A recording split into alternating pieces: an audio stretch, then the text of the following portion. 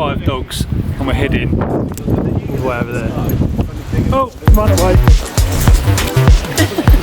Getting closer.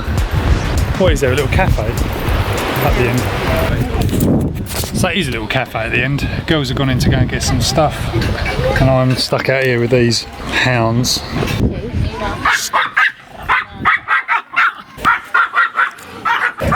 Enjoying a nice peaceful coffee.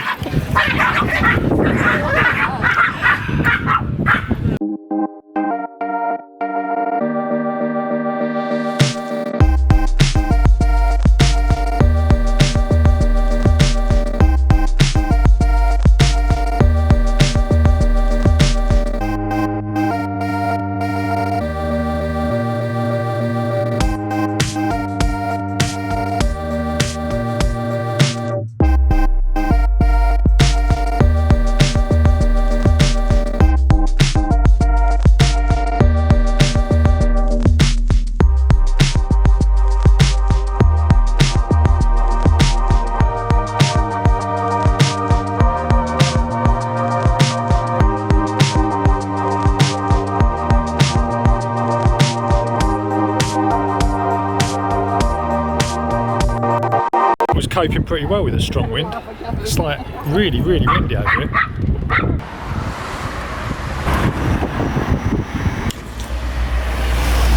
Pretty good that.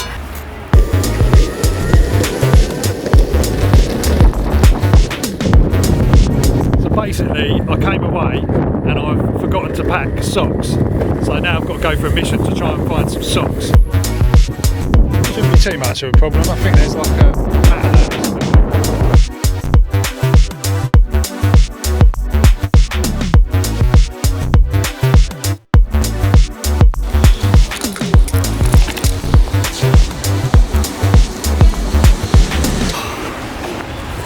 Men's.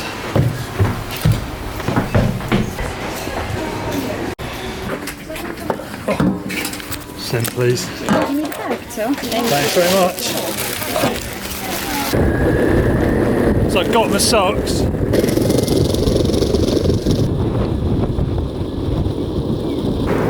The last time I came here on this skateboard was when I had the really bad accident. And yeah, I haven't been down there since. I haven't brought it down here since, and I haven't been down here since, so I haven't been avoiding it, but yeah, this will be the first time. Since then I've actually toned this skateboard down quite a little bit. I've made it less kind of like aggressive, so you know, it's a little bit more safer, because otherwise it's just, I don't know, it was just getting crazy. I was just getting faster and faster and faster, and yeah, just not good. So watch out guys. You've got to watch out for those things as well. That's why the really big wheels, oh, they make you slide, go sideways. That's why the really big wheels actually come in really handy for sort of places like this, because there's like loads of little kind of unexpected stones and all sorts of crap on the floor. So, yeah. No, you can't always have something wrong with him, can he? Just plays up to it when he's around you because he knows that you'll mother him. It gives me a hard time because I don't feel well. Oh, we're on to you now, Andy. Oh, you've blown it. Blown it. Totally blown it now. Can't go to the Thai now. He's too ill. Just about to go and have something to eat. And get over your headache. You probably come get over yourself.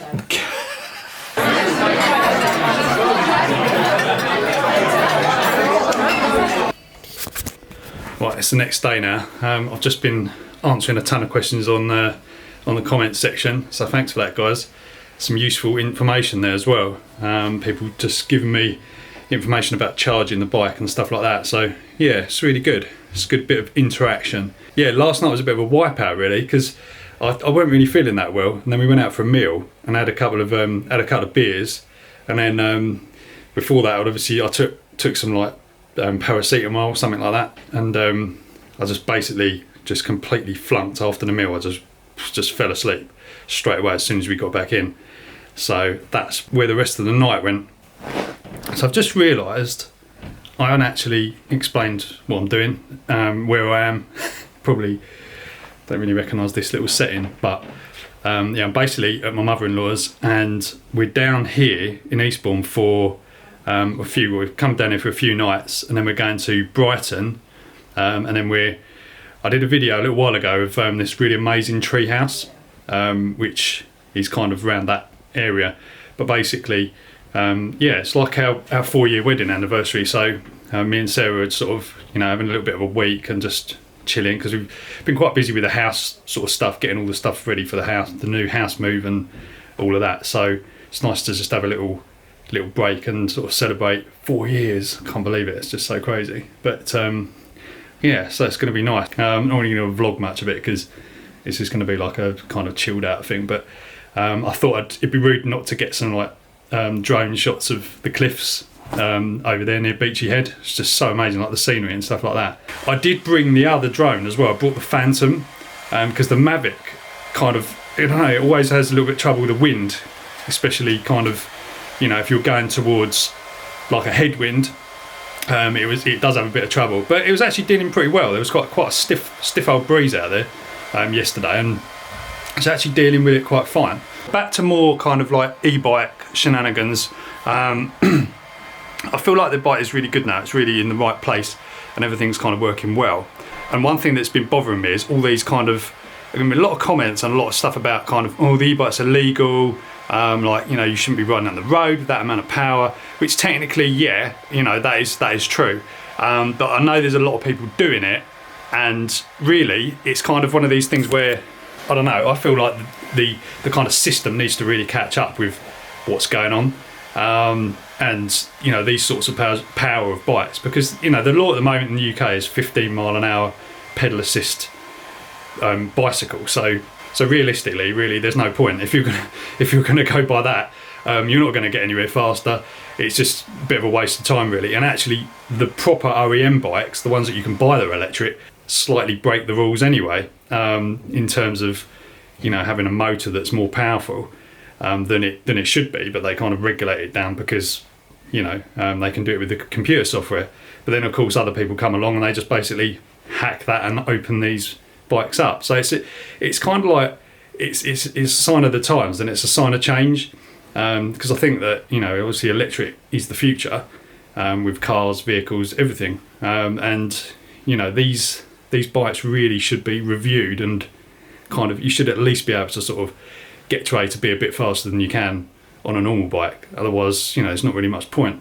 So with all this in mind, I've been doing quite a bit of research lately about this. This is the MSVA. It's basically a motorcycle single vehicle approval system, which we have in the UK, which allows you to kind of put forward a self-built motorcycle for testing. And they basically test everything. Things like, it's like a really advanced MOT test, where they'll test to see if the bike is actually road legal and ready, to actually be ridden on the road. And if you can get past this, you can basically register a e-bike with a registration plate, so you can actually legally ride it on the road with number plates, insurance, tax.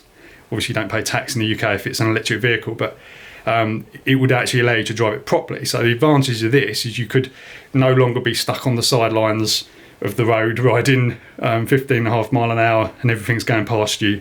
You can actually have a bit more power. I think it's up to like 4 kilowatts. Generally, it would make things a lot nicer getting from A to B.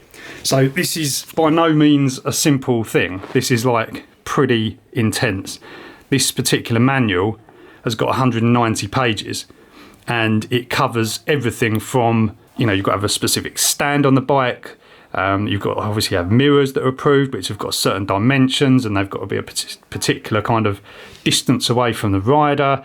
You've got to have full lighting, like headlights, indicators, rear brake light, all these things that you'd expect on like a full vehicle. And there's lots of hidden kind of things in here, which, I spent a lot of time on this. There's 190 pages of this. But actually the 190 pages, it covers cars as well, like it covers like bodied vehicles. So, it's not as crazy as it first kind of makes out to be. But you've really first got to decide which category you want to go for. Like there's mopeds, motorcycles, and then all the other things as well involved in that. So yeah, and it's tricky as well because you've got to actually have what's called a VIN number. So if you self-build something, you don't have a VIN number. So you actually have to first apply for that.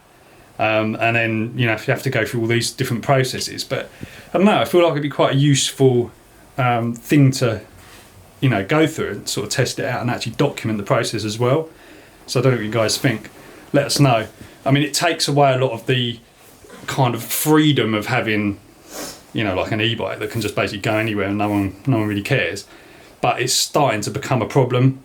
There's more and more kind of controversy around all these things, and I think stuff's happening in New York. I read of something in New York where they basically just seized like 50 e-bikes or something, but a company was using them for couriers and pizza deliveries, stuff like that, and they just took them off the street. So I think, it's a sign of the times. I don't really know why they would do that, but I don't know. It's one of these things. If an accident happens and someone gets really hurt, then they're just going to completely blanket the whole of Europe. Will probably just go, no, we don't want it anymore. We're going to start really clamping down on this. So I don't know. But anyway, let us know what you think, guys. It could be quite interesting.